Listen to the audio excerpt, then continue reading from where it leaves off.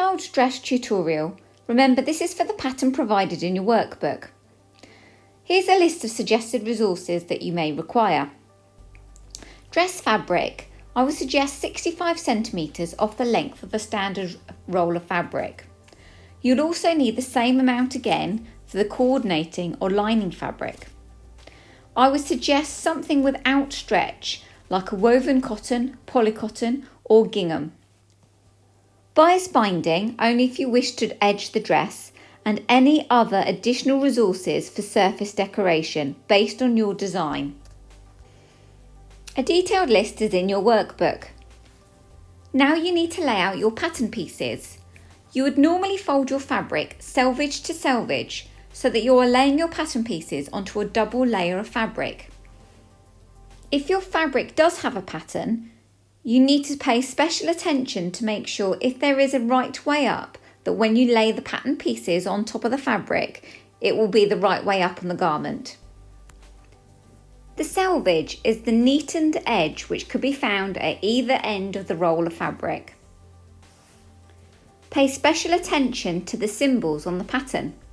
You can see the place on fold line butted up against the edge of the fabric, so that once you've cut out the dress, it will be one piece, symmetrical on both sides. Also take note of the grain line on the back piece of the pattern. This line needs to be parallel to the selvage and will also be parallel to the edge of the fabric fold. Now cut out your pattern pieces. Repeat this step for the dress lining fabric. You should have 2 dress front pieces and 4 dress back pieces. Take the dress pieces and lay one back piece right sides together, matching the sides. This means, like mine, if it has a pattern, the pattern will be touching each other. Pin the fabric together at the sides about 1.5 centimetres away from the edge. If you feel more comfortable, use a hand running stitch to sew the edge before going onto the sewing machine. This is called a tacking stitch. Repeat this step for the other side of the fabric. While stitching a straight stitch on the sewing machine, I would suggest a stitch length of 2.5. Pay special attention to the top and bottom of the stitch line and make sure that it is secure. If you have guidelines on your sewing machine, use them to make sure that your line is nice and straight. Now repeat these steps for the dress lining fabric. They look a little bit like angel wings. It is always good practice to fold open the seams and to give them an iron to keep nice and flat.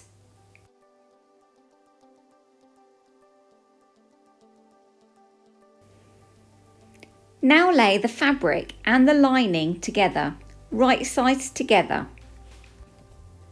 This means that the seams will be showing on the outside, on the top and the bottom. Try to get both pieces to match as best as possible. If they don't, at this stage, trim off any excess. Flip it over and do the same on the other side. Here's an idea of what you're aiming for. You can see the shape of the dress coming together.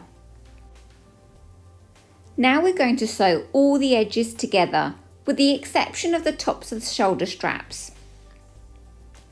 Pin, tack and machine sew 1 centimetre away from the edge around the outside edge, armholes and neckline. Have a look at the diagram in your workbook for a clearer guidance. Please note you mustn't stitch more than 1 centimetre away from the edge, especially at the edges of the straps. Otherwise you will not be able to peel the fabric through during the next stage.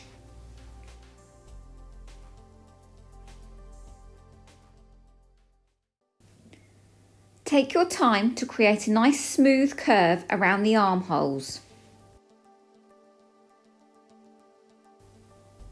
Now you have machined around each of the edges. You are now going to cut out notches around each curved line.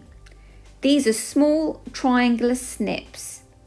Pay special attention not to cut through to the stitch line.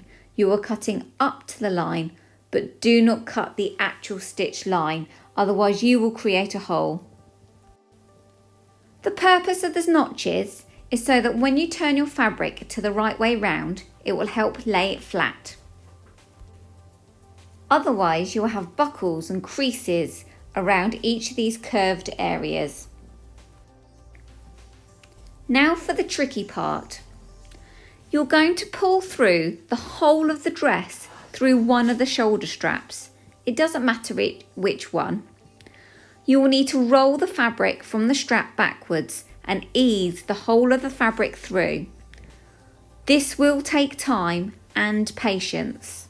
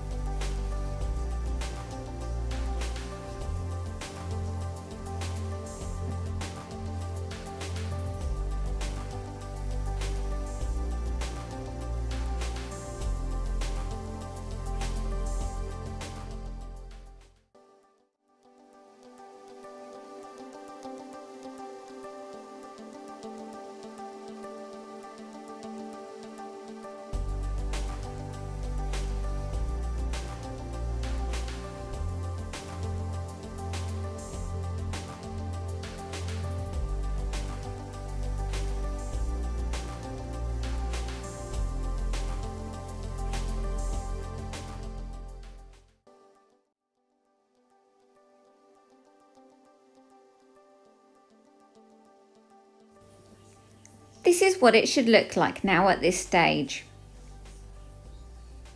Once pulled through, all the messy seams should be now concealed inside of the dress, with the exception of the raw edges of the shoulder straps. Now you need to iron your garment flat. To help this, roll the edges between your fingers to get a nice, neat edge. If it helps, add a pin before you take the garment over to the ironing board.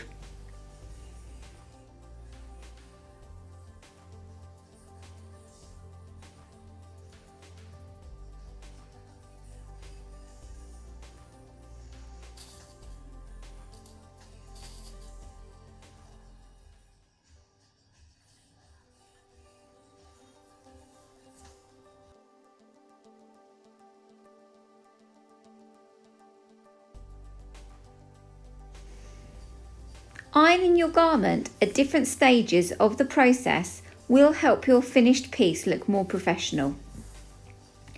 Now we're ready to look at the shoulder straps.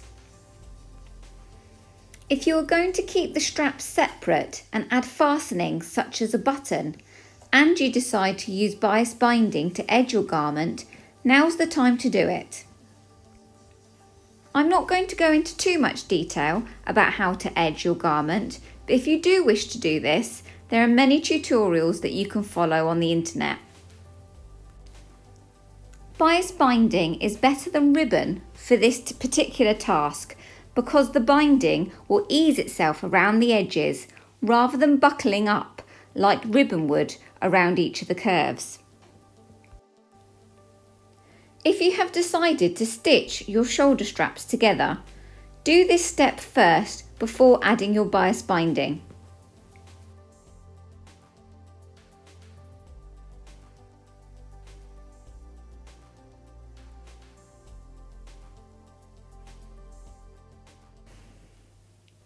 If you have decided to stitch the shoulder straps together, take the front strap and fold the fabric inside itself for about 1 centimetre. This hides all the raw edges. Now take the back strap and insert it inside. Once you are happy with the strap length, pin and secure in place and then stitch across that line, That will hold it all nicely together.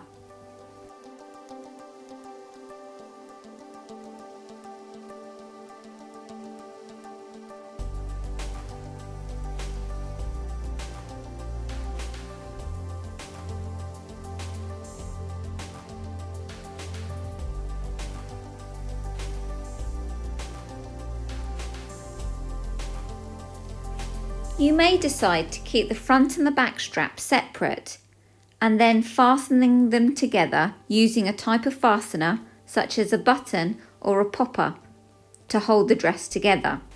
If that's the case, then treat each side separately and fold inside each other like you did, but then stitch across each shoulder strap separately.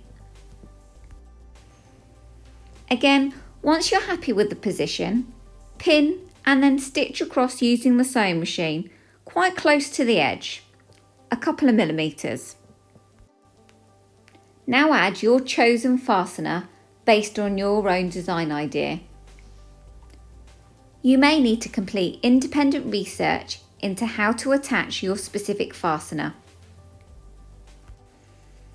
The last stage is the top stitch.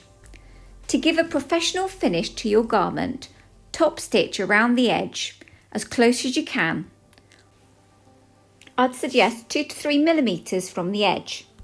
This can be completed around every single edge of your garment, including the neckline and the armholes. Here's an idea of the completed garment, but yours will include your decorative technique onto your garment based upon your own design ideas.